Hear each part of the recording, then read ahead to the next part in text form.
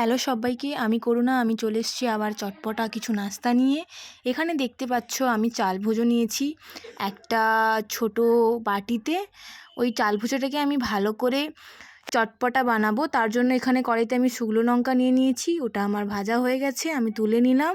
এরপরে আমি কড়াইতে দিয়ে দেবো কিছু জিরাটাকে আমি ভালোভাবে ভেজে নেব, ভালো করে নাড়িয়ে।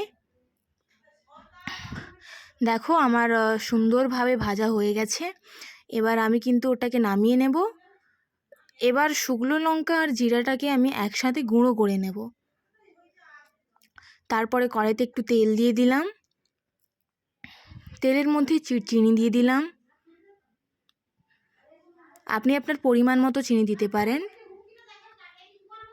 চিনিটাকে ভালো করে আমি নাড়িয়ে নেব যতক্ষণ না তেলের সাথে গলে যাচ্ছে। সেই চিনি তেলে আমি দিয়ে দিলাম কিন্তু এখানে পেঁয়াজ কুচি, একটা আর আটটা পেঁয়াজ কুচি।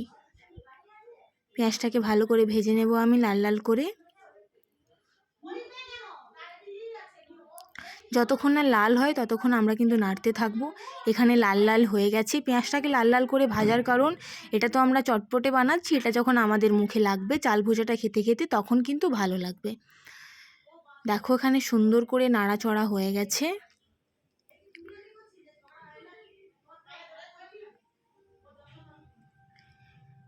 এরপরে আমরা আগে থেকে যে ভেজে রাখা মশলাটা গুঁড়ো করেছিলাম ওটা কিন্তু ওপরে পুরোটা ছড়িয়ে দেব।